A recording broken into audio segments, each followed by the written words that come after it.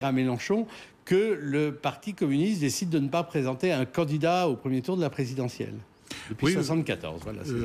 Oui, depuis 1974, parce qu'il a décidé d'un choix de rassemblement, de créer les conditions, de trouver, dans le cadre de cette élection, dont vous savez qu'elle est très personnalisée, qui sera jumelée d'ailleurs avec les élections législatives, une personnalité susceptible de créer un rassemblement d'une gauche combative.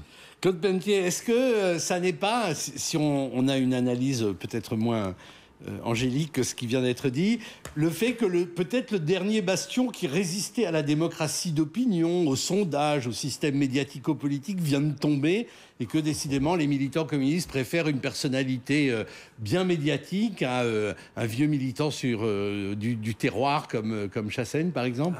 Ils ont le même âge, Oui.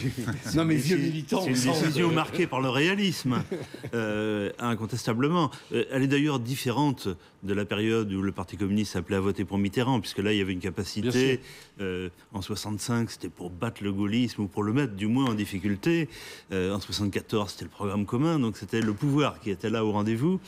Là c'est le constat que sur le plan électoral, le communisme est quand même très démonétisé, alors qu'il a gardé une force militante. Et on le voit, son journal se maintient. Patrick Le Yarrick peut nous le confirmer. La fête de l'humanité existe. Je me souviens d'une période avec l'effondrement du mur de Berlin où on disait demain la fête de l'humanité sera réduite à une kermesse de province. Non, pas du tout. Il y a cette capacité. Il y a le tissu d'élus locaux. Il y a un tissu d'élus locaux évidemment déterminant, notamment dans les tractations avec le PS, qui du coup peut jouer un rôle. Bon, là, le choix de Mélenchon peut à la fois peut quand même surprendre, il vient du trotskisme, ce qui n'est pas dans les traditions communistes, ce compagnonnage. Ceci dit, des anciens militants trotskistes, il y en a dans tous les courants du PS, il y en a auprès de Fabius, Henri Weber, il y a Cambadélis, il y en a partout, il y en a même dans les médias d'ailleurs, il y en a dans tous les lieux. Et donc là, c'est un choix qui est intéressant, qui permet d'ailleurs qui casse un petit peu le découpage de ces milieux oppositionnels, puisque traditionnellement Mélenchon vient du courant lambertiste, celui de l'OCI, de ce qu'on appelle aujourd'hui le Parti des travailleurs, de l'entrisme dans le Parti socialiste en général.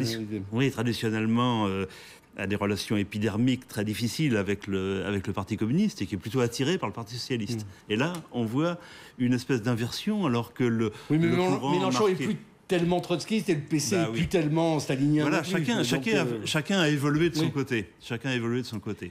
Mais les mises en garde ont été quand même sur la personnalisation.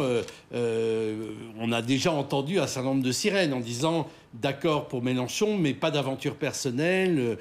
On va un peu le cadrer, etc. Parce que on continue à pas trop aimer les aventures personnelles au Parti communiste.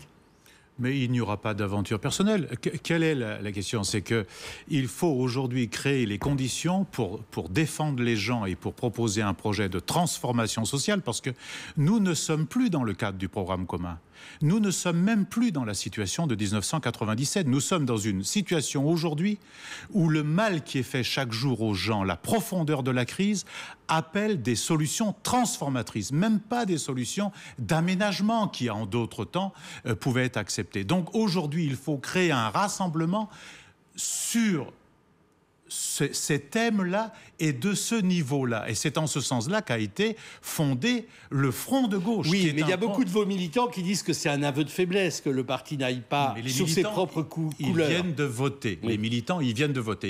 Et ils viennent de dire il faut un acte pour le rassemblement, fortifier ce front de gauche, dont je pense personnellement, mais dont beaucoup pensent aussi qu'il ne doit pas rester un front entre trois forces politiques, mais qui doit être ouvert aux citoyens, aux forces sociales, aux forces associatives, de telle sorte qu'il se l'approprie. Et le candidat, il est à la disposition de cela, il est à la disposition de ce mouvement-là. Et je pense qu'il le sera. Claude Pelletier, est-ce que ça veut dire que le Parti communiste va finir par se dissoudre dans une structure unitaire comme ça? Je ne pense pas que le danger soit immédiat, mais à terme... Enfin, le danger, l'espoir, suivant le où on danger se ou place, l'espoir, d'ailleurs. On peut le prendre de différents côtés. Je crois que l'inquiétude existe chez une partie de ces militants. Donc la campagne, la forme que va prendre la campagne va quand même compter pour beaucoup. Et du coup, la personnalité quand même de Jean-Luc Mélenchon ne va pas être négligeable dans cette campagne. Je crois que finalement, cette unité a une élection de retard. C'est-à-dire qu'aux dernières élections présidentielles, une dynamique aurait pu jouer. Là, la dynamique, elle est quand même marquée par deux organisations inégales d'ailleurs d'importance, le Parti communiste, le Parti de gauche, la gauche unitaire ne comptant finalement qu'un nombre plus limité de membres. On verra à l'usage ce que donne cette nouvelle alliance. Merci en tout cas de ce double éclairage. L'info continue, le rappel des titres dans un instant.